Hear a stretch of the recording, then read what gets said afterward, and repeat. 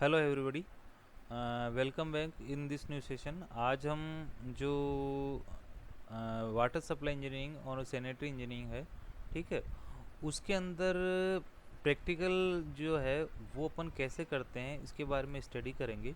तो different types के water supply और सैनिटरी इंजीनियरिंग के अंदर टेस्ट होते हैं, ठीक है।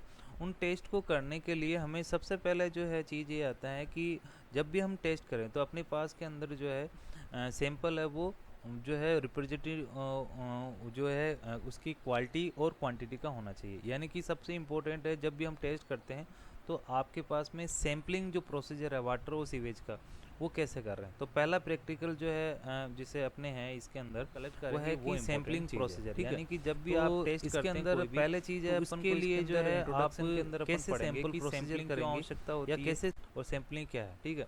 तो जब भी हम कोई भी केमिकल या बायोलॉजिकल एनालिसिस या करते हैं या बैक्टीरियोलॉजी एनालिसिस करते हैं तो आपकी जो उसकी जो क्वालिटी होती है या सही मात्रा जो है उसकी जो रिजल्ट है वो डिपेंड करता है कि आपने सैंपल कैसे इकट्ठे किया है या सैम्पलिंग प्रोग्राम के ऊपर, ठीक है। इसके सैम्पलिंग इकट्ठे कैसे किया उसको ही हम सैम्पलिंग प्रोग्राम करते हैं, ठीक है। तो जितने भी हम केमिकल एनालिसिस बायोलॉजिकल एनालिसिस या आपके जो है फिजिकल एनालिसिस करते हैं तो इसकी इम्पोर्टेंट चीज़ है कि आप सैंपल कैसे इकट्ठे कर रहे हैं उसके ऊपर डिपेंड करता है, ठीक है। एक आइडियल सैंपल जो होना चाहिए वो होना चाहिए वैलिड होना चाहिए और रिप्रेजेंटेटिव होना चाहिए। वैलिड का मतलब आपके उसके अंदर ट्रू पिक्चर जो है किसी भी जो बैच की है वो ट्रू पिक्चर जो है वो प्रेजेंट करना चाहिए। ऐसा नहीं है कि जैसे वो आपके फॉल्स रिजल्ट दे दे। फॉर एग्जांपल जहाँ पे आपको अच्छी क्वालिटी मिल रही है उससे आप ले लें और ख़राब जबकि क्वालिटी जब वो डिस्चार्ज हो रहा है किसी भी आपके इंडस्ट्री से तो उस वक्त अपन नहीं ले, ठीक है। इसका मतलब है कि थ्राउट जो है उसका जो सैंपल है वो रिप्रेजेंटेटिव होना चाहिए और वैलिड होना चाहिए। एक वैलिड का मतलब है कि आप जहाँ से उसको टेस्ट करना उसी से ही इकट्ठा किया होना चाहिए, ठीक है। तो ये अब इसके साथ साथ के अंदर जो है आपके जो है जो प्रोसेस है, जो प्रोसेस की कंडीशन होती है, ठीक है, वो आपके रैंडम होने चाहिए। ऐसा नहीं कि आपने मॉर्निंग के अंदर जहाँ साफ सुथरा हो गया वहाँ से इकट्ठा कर लें, यानी कि रैंडम कभी भी जो है आप इसको इकट्ठा कर सकते हैं जिसके हमको ट्रू रिप्रेजेंटेटिव सैंपल मिल जाए, ठीक है। इसके साथ साथ में जो सैंपल आप जो इकट्ठा कर रहे हो, ठीक है, वो आइडेंटिकल होना चाहिए, ठीक है। उसका कंपोजिशन है वो आइडेंटिकल होना चाहिए, चाहे आपने कहाँ से कहीं से भी वो इकट्ठा किया हो, ठीक है। चाहे वो वाटर बॉडी से किया हो, चाहे इंडस्ट्री से किया हो, या इफ्लुएंट से किया हो, या वेस्ट वाटर ट्रीटमेंट प्लांट से किया हो, कहीं से भी किया हो, वो जो है आपके उसका कंपोजिशन है वो सेम होना चाहिए और आइडेंटिकल। और साथ ही साथ के अंदर जो फिजियोकेमिकल कैरेक्टरिस्टिक्स है सैंपल की वो टाइम के साथ के अंदर चेंज नहीं होने चाहिए, ठीक है। वो टाइम के साथ में चेंज नहीं होना चाहिए। तो इस प्रकार जो है जब भी हम सैम्पलिंग करते हैं तो इसके एक और है कि जो सैम्पलिंग प्रोग्राम है वो आपके डिफरेंट जिसके जो वो है क्या बोलते हैं उसके पैरामीटर है उसके ऊपर डिपेंड करता है। बहुत सारे फैक्टर है, जैसे फॉर एग्जांपल है कि आपने फ्रीक्वेंसी ऑफ सैंपल कलेक्शन, यानी कि कितना आपने सैंपल को फ्रीक्वेंसी कलेक्ट किया, इस पर आपकी सैम्पलिंग डिपेंड करती है। टोटल नंबर ऑफ सैंपल है, साइज ऑफ सैंपल है, साइड सिलेक्शन है, मेथड ऑफ सैंपल कलेक्शन है, data to be collected with each sample और ट्रांसपोर्टेशन केयर ऑफ सैंपल। ये सब फैक्टर है जो कि कोई भी सैंपल अगर आपको ट्रू रिप्रेजेंटेटिव लेना है तो ये सब इसकी बातों को आपको ध्यान में रखना, ठीक है। तो ये आपके हमने पहले बताया कि सैम्पलिंग जो है इसका इंट्रोडक्शन है। अब इसके बाद के अंदर जो है अपने पास में डिफरेंट टाइप्स की सैम्पलिंग होती है, ठीक है। सैम्पलिंग के अंदर आप पहली जो चीज़ पहला है इसको हम सैंपल को डिवाइड कर सकते हैं स्पॉट या ग्रेप सैम्पलिंग, दूसरे आपको कंपोजिट, तीसरी आपके ग्रेप कंपोजिट और चौथी जो है वोलेटाइल ऑर्गेनिक कंपाउंड ग्रेप, ठीक है। ये चार तरह की आपकी सैम्पलिंग होती है। तो स्पॉट या ग्रेप सैम्पलिंग के अंदर जो है तो हम वहाँ पे इकट्ठी करेंगे जब आपको बैच डिस्चार्ज हो, यानी कि जो अगर आपके फॉर एग्जांपल जो स्टीम है या वाटर है उसका जो कांस्टेंट डिस्चार्ज हो या करेक्टरिस्टिक्स हो तो उस वक्त जो हमको क्या करना है स्पॉट या ग्रेप सैम्पलिंग करनी है, ठीक है। इसके अंदर जो है पैरामीटर जो है वो रैपिडली डिट्रोट हो जाते हैं। तब इस वक्त उस जहाँ पे भी हमको अगर वहाँ पे रैपिडली डिट्रोट हो रहे हो तब भी हमको क्या करना है स्पॉट या ग्रेप सैम्पलिंग करनी है। जैसे फॉर एग्जांपल अगर मान लीजिए कोई वोलेटाइल ऑर्गेनिक कंपाउंड है, ठीक है, तो उस वक्त जो है हमको क्या करना है स्पॉट या ग्रेप सैम्पलिंग करनी है, ठीक है। अगर और कंपोजिट सैंपल हम वहाँ पे करेंगे जहाँ पे हम क्या करते हैं कि इंडिविजुअल सैंपल जो है हम क्या लेते हैं, ठीक है, और सैंपल लेके उसको क्या बोतल में कलेक्ट करते हैं और फिर क्या करते हैं उनको उसके मिक्सिंग जो कंपोज कर देते हैं, उनको क्या करते हैं अलग अलग लेके और फिर क्या करते हैं एक बोतल के अंदर या एक सैंपल जो होता है उसको अंदर क्या करते हैं कंपोजिट कर देते हैं, ठीक है, एक साथ मिला देते हैं, तो इसको बोलते हैं हम कंपोजिट सैम्पलिंग, ठीक है।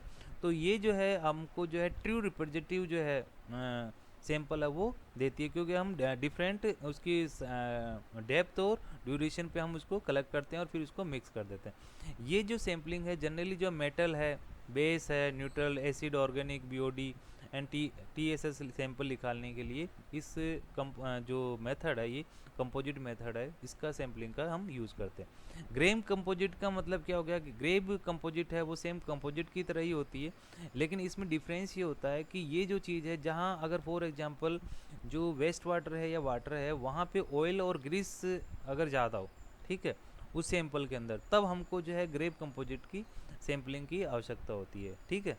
तो इसके अंदर क्या करते हैं हम 24 आवर के अंदर मॉनिटरिंग करते हैं इसके अंदर और फिर सैंपल को इकट्ठा करके वो लेबोरेटरी के अंदर एनालिसिस करते हैं।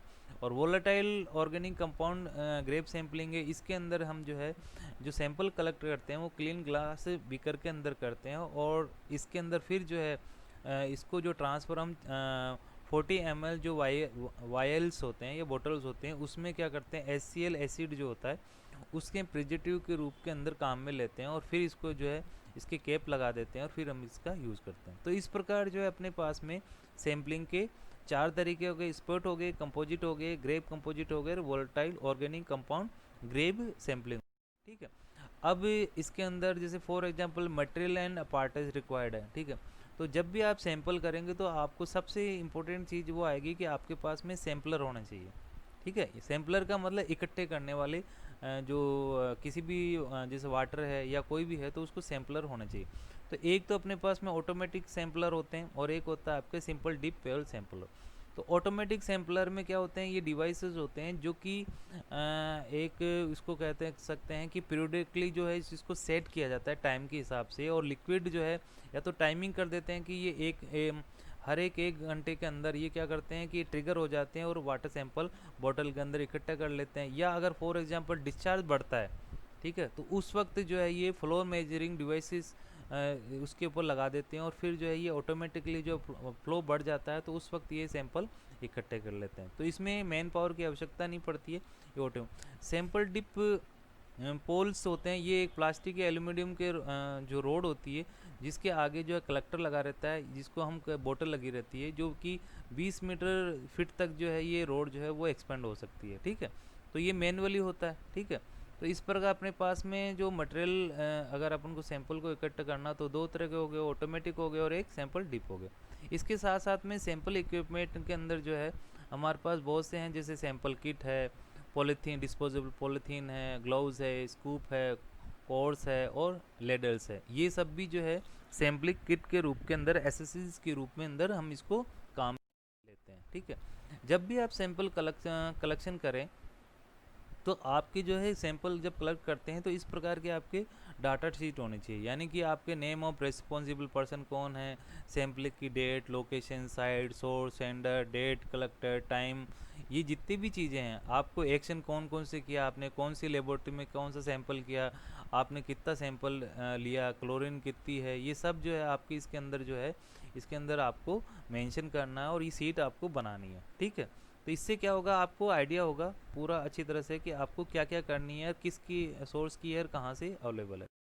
इसके बाद में लोकेशन है और सैम्पलिंग पॉइंट है। लोकेशन कहाँ कहाँ होनी चाहिए कि फॉर एग्जांपल सैंपल जब भी ले रहे हैं, आपको मैंने शुरू में भी आपको बताया कि आपको रिप्रेजेंटेटिव हमको सैंपल इकट्ठा करना है, उस लोकेशन के ऊपर जो है हमको वाटर सैंपल इकट्ठे करना है, ठीक है। या हम उसको अगर मोटे तौर पे कहें तो जब भी जहाँ ट्रीटमेंट प्लांट हो, वाटर सोर्स हो, डिस्ट्रीब्यूशन नेटवर्क हो, पॉइंट जहाँ पे आपको वाटर को डिलीवर करना है या कंज्यूमर पॉइंट है, इन सब चीज़ों के ऊपर आपको सैंपल कलेक्ट कर सकते हैं, ठीक है। इसके साथ साथ के अंदर जो है आप डिफरेंट लोकेशन हो पे हैं, जब भी कहीं भी वाटर जो पब्लिक के सिस्टम के अंदर एंटर हो रहा हो या लीव कर रहा हो, उस लोकेशन के ऊपर भी आपको क्या करना है कि सैम्पलिंग आप कलेक्शन कर सकते हैं। ठीक है, तो मोटे तौर पे सैम्पलिंग कलेक्शन पॉइंट का मतलब यही हो गया कि आपके जो है हमको ऐसी जगह का चुनाव करना है जहाँ पे जो है हमको सैंपल जो है रिप्रेजेंटेटिव मिले और ट्रू क्वालिटी और जो क्वांटिटी है उसकी वो सफिशिएंट हो। ठीक है, और यूनिफॉर्म। ठीक है, तो sampling point should be uniform distribute through out A pipe network system, यानी कि एक और है कि कलेक्शन पॉइंट जो है सैम्पलिंग के वो यूनिफॉर्मली डिस्ट्रीब्यूट होने चाहिए। ऐसा नहीं कि आपने एक यहाँ पे किसी कहीं इसी पे इस जगह पे ले लिया और फिर इसके बाद में डायरेक्ट ही आपने 10 किलोमीटर बाद में लिया। नहीं, आपको क्या करना है, हर एक किलोमीटर पे सैम्पलिंग डिस्ट्रीब्यूशन सिस्टम पे पॉइंट लेने हैं। ठीक है, इसके साथ में हमें जो है पॉपुलेशन का भी ध्यान रखना है और ब्रांच और सब ब्रांच है उसके ऊपर भी ध्यान रखना है जब भी हमको सैम्पलिंग को डिसाइड करना हो। ठीक है, इसके बाद में रिक्वायरमेंट ऑफ फॉर सैम्पलिंग है। सैम्पलिंग प्रोग्राम के लिए क्या होना चाहिए कि जो भी आप सैंपल इकट्ठे कर रहे हो तो वो जो है सैम्पलिंग प्रोग्राम को फुलफ़िल करना चाहिए, यानी कि जिस मकसद से आप सैम्पलिंग कर रहे हो उसकी वो उस मकसद को पूरा करना चाहिए कि आप किस बेसिस पे कर रहे हो। इसके साथ साथ के अंदर सैंपल जो है वो डिटोरेट नहीं होना चाहिए। इसके साथ साथ के अंदर जो है आपकी जो इक्विपमेंट जो भी आप यूज़ कर रहे हो सैम्पलिंग के लिए वो क्लीन होने चाहिए। ठीक है, और वो खुद उसके अंदर कोई बैक्टीरिया वगैरह नहीं होना चाहिए और उस कॉन्टामिनेटेड से कंटेंट है वो आपके कॉन्टामिनेंट से जो फ्री होना चाहिए, क्लीन होना चाहिए। बोतल है वो साफ़ सुथरी होनी चाहिए, उसको आप 2 बार धोने चाहिए। ठीक है, तो ये डिफरेंट टाइप्स की आपके जो है आपके रिक्वायरमेंट है जो है आपको इसको ध्यान में रखना है। ठीक है, इसके साथ साथ के अंदर जो है एक और चीज़ ध्यान रखनी है कि जब भी आप है सैंपल इकट्ठा करें, ठीक है, तो उसकी रिक्वायरमेंट ये है कि इसको प्रॉपर रूप से, जो मैं आगे भी बताऊंगा इसमें, कि उसको प्रिजर्व प्रॉपर रूप से करना है। टोटल क्वांटिटी उसकी जो है सफिशिएंट लेनी है और साथ ही साथ के अंदर जो है उसको मिनिमम समय के अंदर उसको टेस्ट करना है। ठीक है, ये आपकी रिक्वायरमेंट है उसके सैम्पलिंग की। इसके बाद में जब भी आप कलेक्शन करें, सैम्पलिंग कलेक्शन के बोतल की साइज है, ठीक है, और मटेरियल कैसे होना चाहिए, तो डिफरेंट उसके लोकेशन के हिसाब से आपने क्वांटिटी जो टेस्ट होता है उसके हिसाब से अलग अलग जो सैंपल होता है उसकी जो है आपके क्वांटिटी वो अलग अलग आपको यूज़ करनी है। और साथ ही जो कंटेनर होता है वो भी आपके हैं, वो मेटल का लेना या प्लास्टिक करना, वो आपके सैम्पलिंग जो मटेरियल होता है या सैम्पलिंग मटेरियल होता है उसके ऊपर डिपेंड करता है कि आपके किस चीज़ का टेस्ट करने जा रहे हो। ठीक है, फॉर एग्जांपल अगर मेटल का है, ठीक है, मेटल का एनालिसिस करना तो आप प्लास्टिक की बोतल का यूज़ कर सकते हैं। इसी तरह से फॉर एग्जांपल आपने वोलेटाइल ऑर्गेनिक या पेस्टिसाइड का आपने यूज़ कर रहे हो तो आप ग्लास कंटेनर वगैरह इसका आप यूज़ कर सकते हो। ठीक है, इसी तरह से फॉर एग्जांपल आपने अगर दूसरे फॉर एग्जांपल रैंडम के लिए कर रहे हो, ठीक है, वोलेटाइल उसके लिए कर रहे हो तो आपको अन्य जो है उसकी चीज़ की आवश्यकता होगी। तो इस तरह कई ऐसे होते हैं जैसे आपको लाइट कलर की बोतल की आवश्यकता होती है, कहीं में आपको डार्क कलर की बोतल की आवश्यकता होती है। तो इसमें आपको क्या करना है कि इन सब चीज़ों को ध्यान रखना है। जैसे फॉर एग्जांपल डार्क कलर है वो हम यूज़ करते हैं जैसे ब्रेक डाउन इन सनलाइट। ठीक है, इसकी उस वक्त में हमको ये इसकी आवश्यकता होती है। ठीक है, तो ये हमको इसको ध्यान रख। इसके अब आ जाता है अपने कि जो भी हम हैंडलिंग करते हैं या प्रिजर्वेशन ऑफ वाटर सैंपल, जैसे मैंने आपको बताया कि जो भी वाटर सैंपल इसको प्रॉपर रूप से आपको प्रिजर्व करना है। ठीक है, और इसको हैंडल भी केयरफुली करना है। ठीक है, तो प्रॉपर हैंडलिंग सैंपलिंग के लिए आपको आपके इक्विपमेंट क्लीनिंग की अभी आवश्यकता होती है और हैंडलिंग सैंपल की आवश्यकता है। ठीक है, तो सैम्पलर क्लीनिंग के लिए जनरली है कि जब भी आप सैम्पलर ले रहे हैं, जैसे मैंने आपको पहले बताया था ऑटोमेटिक और मैनुअल जो है उसको जो है आपको प्रॉपर रूप से क्लीन करेंगे। ठीक है, आपके कोई भी अगर उसमें फ्लोटिंग मटेरियल या कोई भी जैसे कंटामिनेटेड है तो उसको प्रॉपर रूप से वॉश करके उसको साफ़ करेंगे। इसी तरह से फॉर एग्जांपल आपको जो ट्यूबिंग है, ट्यूब यूज़ कर रहे हैं विनाइल जिसे ट्यूबिंग वगैरह है, तो इसको हम जो है बार बार हम यूज़ नहीं करेंगे। ठीक है, तो इसलिए इसका भी हमको ध्यान रहना चाहिए। और जो मटेरियल होता है वो आपके मेडिकल ग्रेड का, ट्यूबिंग जो भी हम काम में ले रहे हैं सैंपल कलेक्ट करने में, वो मेडिकल ग्रेड की होनी चाहिए। ठीक है, तो इसके बाद में जैसे फॉर एग्जांपल अन्य है, ठीक है, तो जितने भी की है फॉर एग्जांपल आपके सिंपल ट्यूबिंग क्लीनिंग है, टेफ्लॉन ट्यूबिंग क्लीनिंग है, इसको एक ही चीज़ है कि इसमें मैंने डिफरेंट टाइप्स के बता रहे हैं कि इन सबको जो है आपको क्या करना है कि जो मोटे तौर पे जिसको बोलते हैं कि आप इसको 2 बार जो है किसी भी तरह की हो, चाहे आपके क्लीनिंग हो, चाहे आपकी ग्लास की हो या आपके ट्यूबिंग की हो, आप नेक्स्ट पढ़ेंगे, आपको 2 मिनट तक जो है उसको हॉट रनिंग वाटर के अंदर क्या वॉश करना है। और फिर इसके बाद में आपको चाहे तो साबुन से या आपके लिक्विनॉक्स से या एल्कोनॉक्स से या सिट्रानॉक्स से, इससे क्या है कि आपको इसको अच्छी तरह से साफ़ करना है। साफ़ करने के बाद में उसको फिर जो है आपको 20% हाइड्रोक्लोरिक एसिड से फिर क्या करना है, आपको इसको धोना है। और फिर आपको क्या करना है कि नाइट्रिक एसिड है या 2% सॉल्यूशन सिट्रोनॉक्स है, इससे भी धोना है। तो कुछ और फिर लास्ट के अंदर जो है ये आपको क्या करना है, उसके ऊपर है पैराफिन जो फिल्म होती है वो आपको लगा देनी है। तो ये आपके एक ही, सबका एक ही है कि जितने भी तरह की क्लीनिंग करनी है आपको, चाहे प्लास्टिक बोतल हो या कोई भी हो, तो इसके अंदर आपको 2 बार डिटर्जेंट से धोना है। पहले तो हॉट वाटर से करना है, ठीक है, फिर उसको डिटर्जेंट से धोना और फिर उसको रिंस करना है एसिड से या 2% सॉल्यूशन ऑफ सिट्रोनॉक्स से। इससे क्या करना है, इसको रिंस करना और फिर उसके ऊपर जो है आपको पैराफिन फिल लगा देनी है, ठीक है। ये ICS वगैरह वो उसका भी ऐसे ही करते हैं। इसी तरह से फॉर एग्जांपल आपको जैसे पॉलीथीन बैग है, पॉलीथीन बैग के लिए जो आपको जो है उस वो कहाँ पे काम आता है, जब भी आपको BOD और TSS के लिए आपको सिलेक्शन सैंपल कलेक्ट करने हो तो हम इसका यूज़ करते हैं और ये रीयूजेबल होते हैं। तो इस प्रकार ये अपने डिफरेंट टाइप के सैंपल है और उसको कैसे साफ़ करना उसके अंदर करना।